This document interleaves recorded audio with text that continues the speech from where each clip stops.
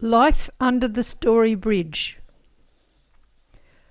We had not met our grandmother till I was 7 years old. The story was that she lived under the bridge in Brisbane.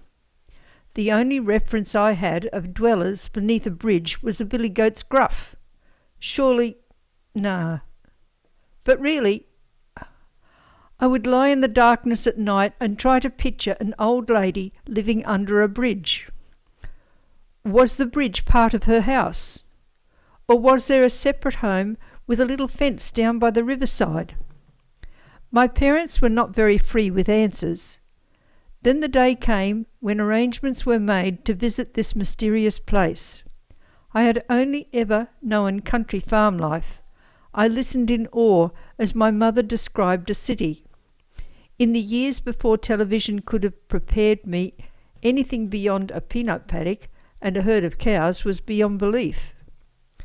She told of hours of sitting still on a bus, and then streets with trams, that is city trains, and we would need to catch a ferry to take us across the river. Now, a grandma living under a bridge was one thing, but having to catch a ferry to do the job of transportation was beyond belief. Will a ferry really take us across the river? Mum saw no problem with telling this whopper, yes, the ferry takes all the people across.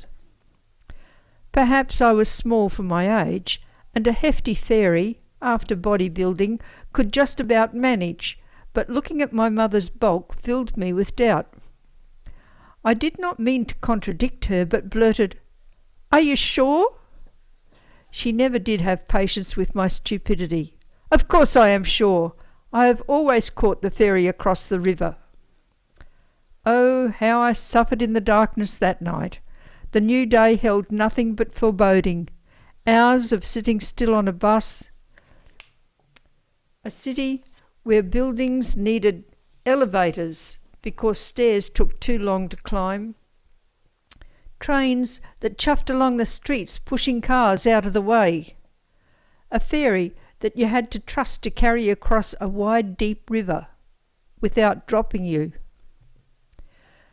Brisbane was such a disappointment. The buildings were not towering castles.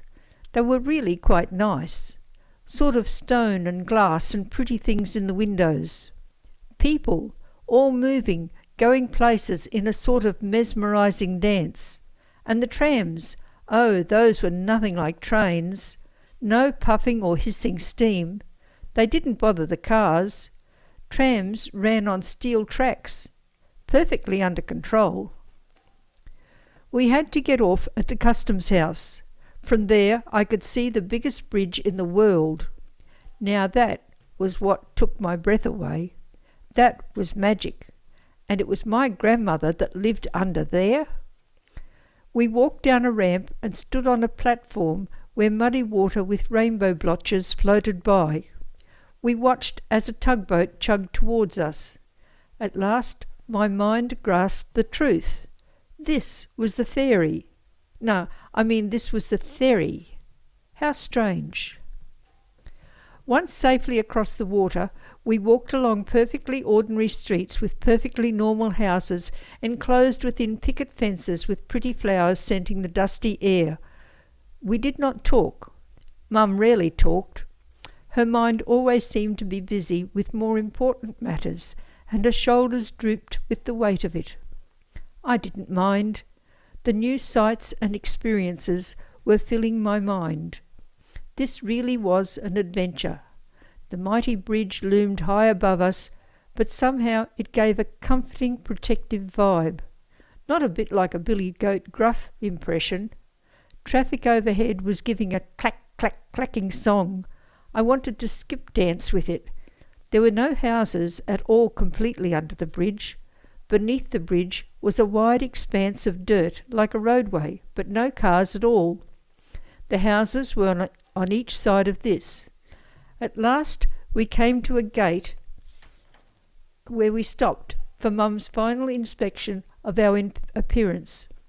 She smoothed my scruffy hair, retied my hair ribbon, gave up, and then we were in the gate. At last I would meet my grandmother. Still, I would always think of her as my billy goat gruff granny, my own dear grumpy granny.